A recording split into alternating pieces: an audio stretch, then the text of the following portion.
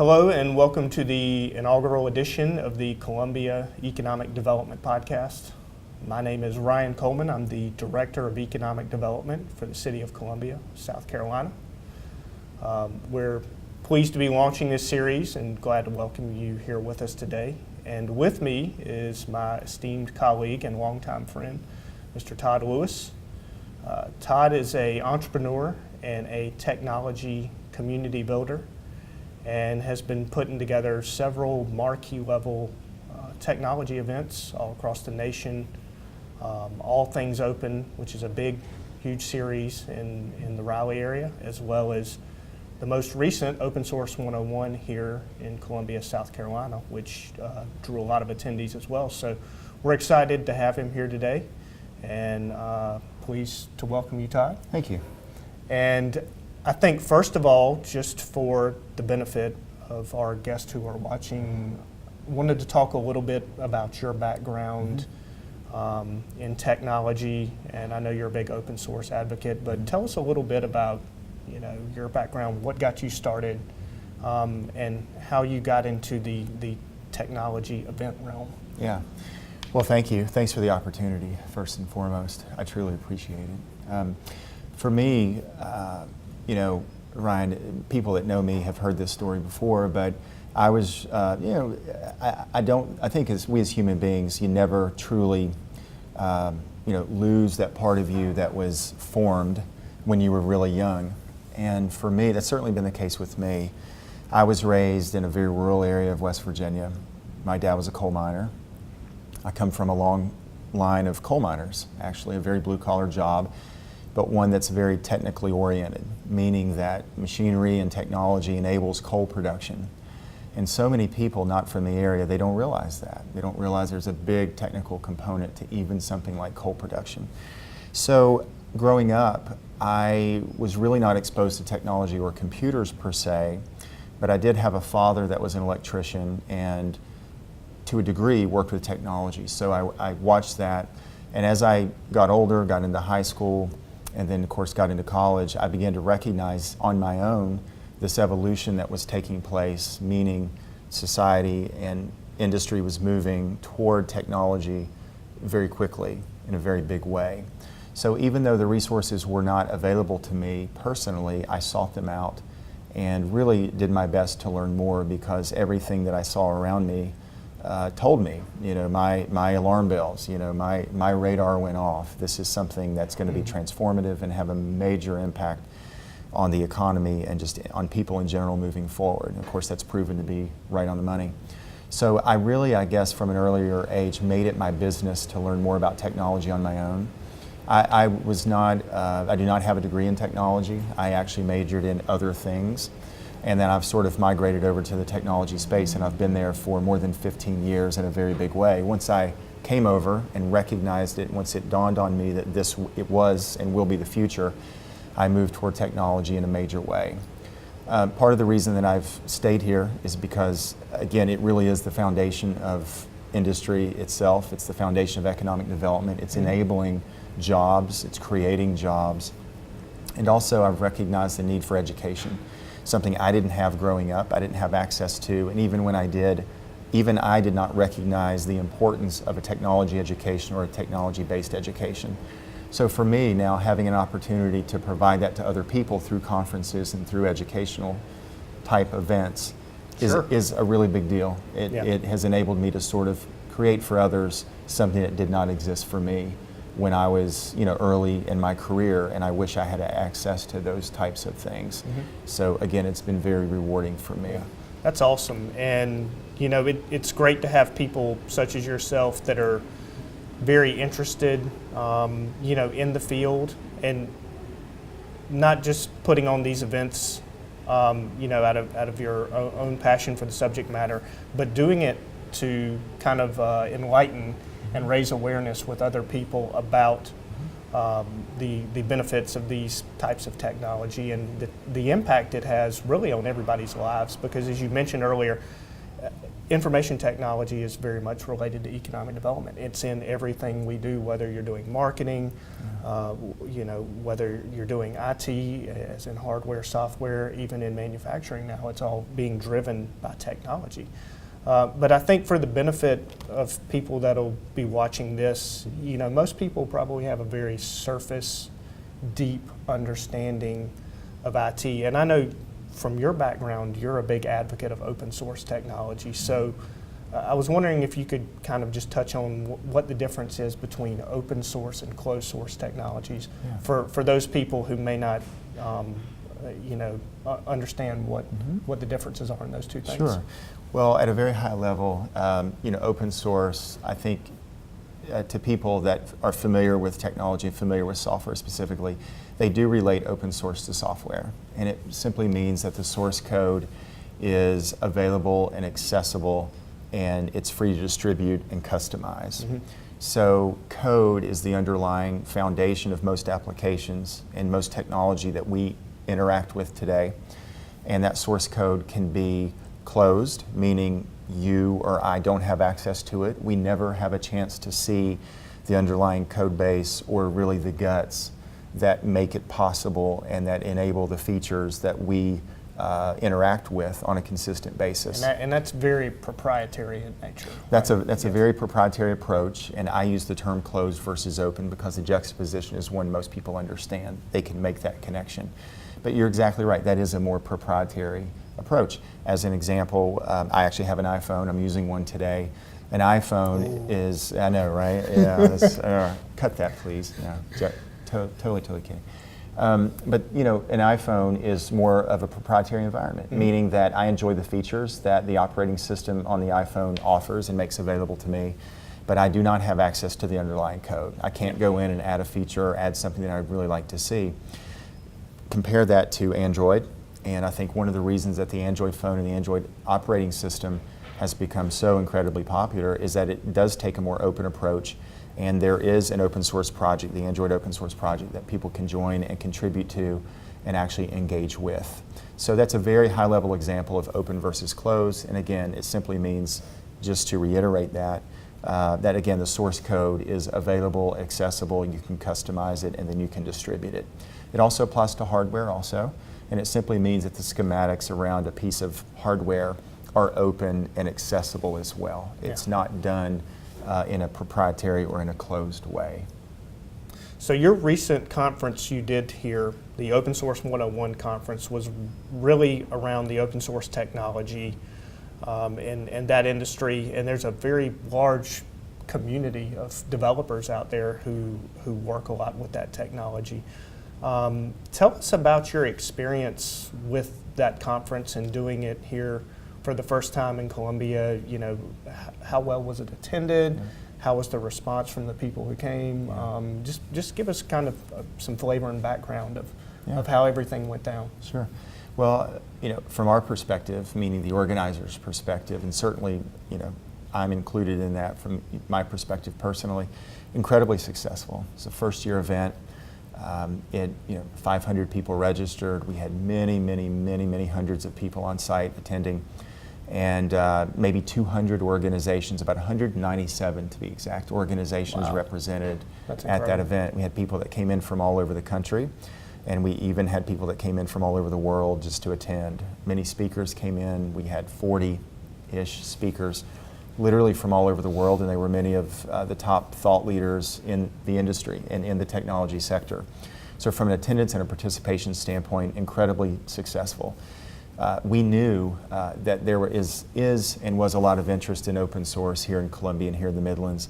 As you stated earlier, as we opened up this segment, really, and you hit the nail on the head, you stated it so well.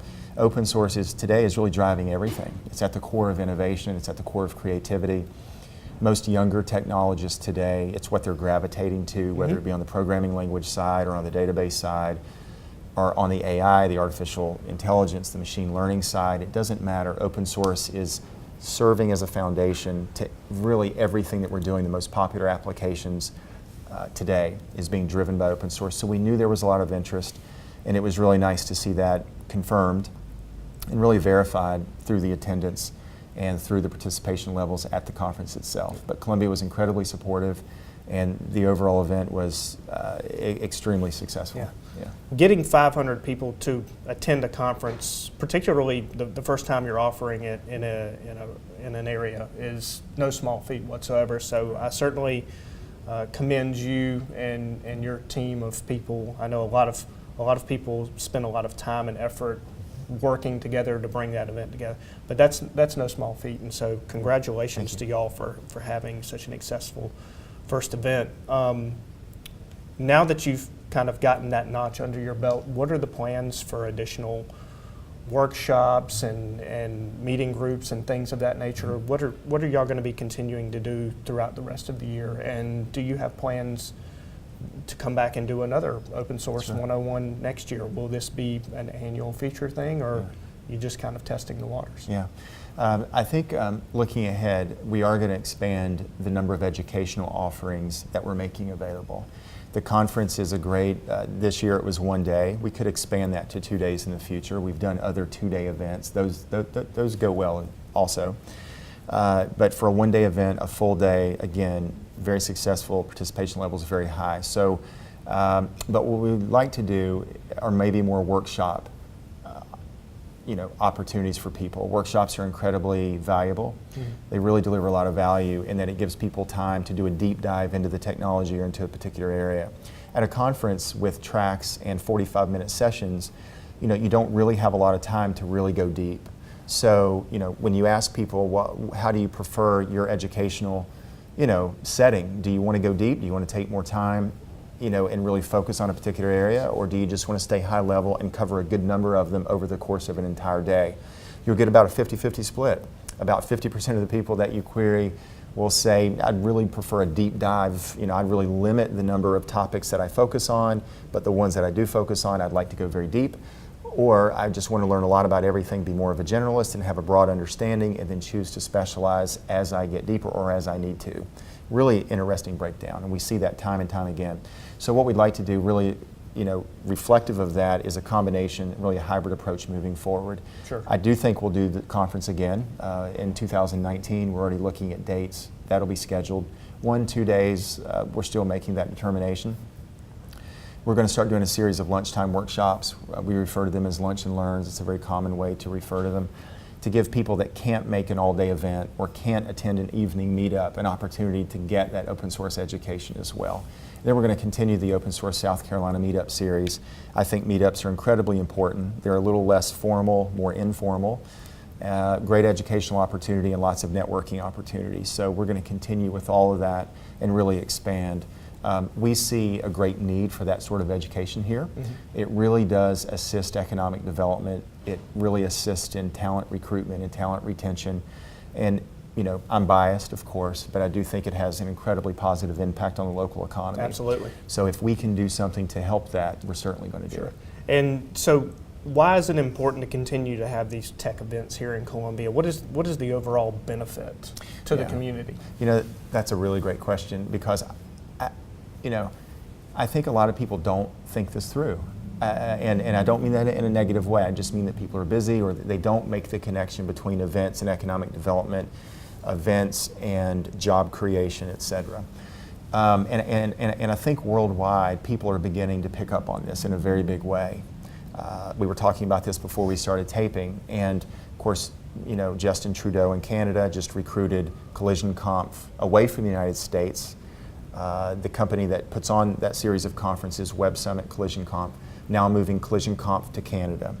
Macron was just here talking to Trump, and what did he tout? Of all the things that they discussed, and I'm sure they discussed a wide variety of topics, what he really focused on and wanted to go public and worked with the media to make public was the technology component, the fact that in France they're doing incubators and they're doing events and meetups and things, and it's something they've never really focused on.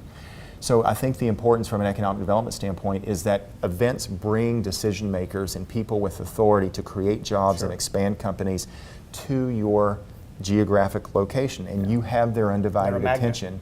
Absolutely. And otherwise, without an event, it would be very difficult to do that.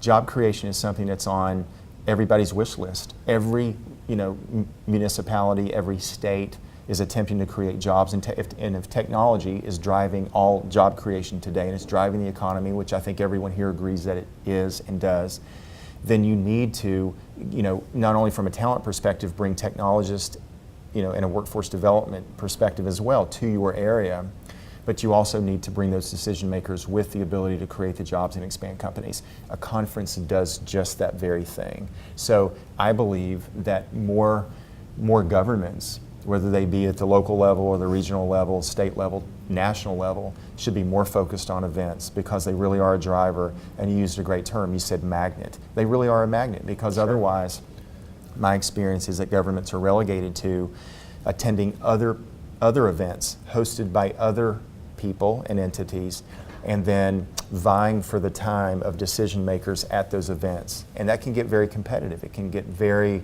you're there vying for someone's attention with many, many others. So you have to get creative. Then how much of their time are you actually going to get? How much of their time are they actually going to give you? Well, when they are in your city, you've got their undivided attention, and they can see everything from the city.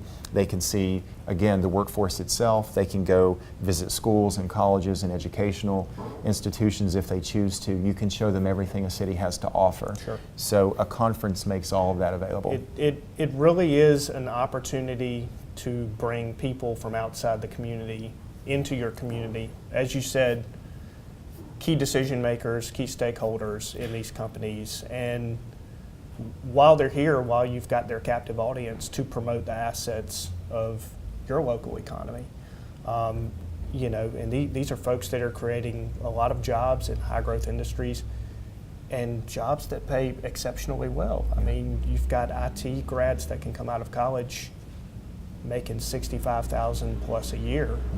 So to be able to have that audience and to be able to showcase, your city and your quality of life and your workforce and your education, it really is a good opportunity to capitalize on. And I think we saw that based on some of the high-level attendees that you had at your conference. Yeah. So going forward, kind of backing out to more of a 30,000-foot view, but how do you see, from an outsider's perspective, how do you see that the city of Columbia can best position itself to be a destination not only for IT companies, but for IT talent as well? Mm-hmm. What do we need to continue to build on here to be an attractive destination? Yeah. Well, there are several things. And again, you've heard other people say this. I think this is becoming not common knowledge, but much more common than it used to be. I think, you've got to look to the future first and foremost. And I think that a lot of younger technologists today, those that have already graduated and are early in their careers, and then those that are coming out of schools, whether they be coding schools, boot camps, coding camps, doesn't matter, or traditional 2-year and 4-year educational institutions, they are gravitating to emerging technologies. There's so much going on in the innovation space and technology, and it's all on the emerging side, and open source is driving that. So I think you've got to make opportunities in the space available to people, not only educationally speaking, but from a job creation and a job opportunity position as well. So that if you're not giving younger technologists and if you're educational opportunities in the emerging space with some of these really newer innovative technologies, you're missing the boat. They're going to go elsewhere. They're going to either learn them on their own, they're going to go again to another city, to another educational institution, they're going to transfer, or again they're just going to go out and learn them on their own. Sure. Once they graduate, once they get out into the workforce, they are going to look for jobs that utilize those particular technologies. So if those jobs are not available, if they look at job opportunities and they're not interesting or intriguing, they're going to begin to look at opportunities in other locations that are intriguing and are interesting. So my first and foremost recommendation would be to focus on emerging technology and make more opportunities available on the education side and on the job opportunity side itself. Mm-hmm. The other thing I would do or suggest is to focus on mentorship. There is so much, if you get young entrepreneurs and young technologists and young, people with the talent and the desire and the motivation to create businesses and really create jobs, they need mentors. They need to talk to people that have done this before. I think in many cities and in many instances, you've got a gap. You've got a major, major gap. You've got, meaning that most of the people available to serve as a mentor, maybe by definition, they have the time to serve as a mentor. Yeah. They've been out of the workforce for a while. Technology has facilitated change. It has changed the nature of work so quickly that work today is so different than it was even 5 years ago, sure. 10 years ago. So the majority of the people available to serve as mentors have a view of work that is very different of what is reality today. I can see that. So you've got these young people out seeking mentors, talking to people that really don't understand the workforce of 2018. They just don't. That's not a negative knock on them. It's just reality. It's the way it is. So we've got to close that gap.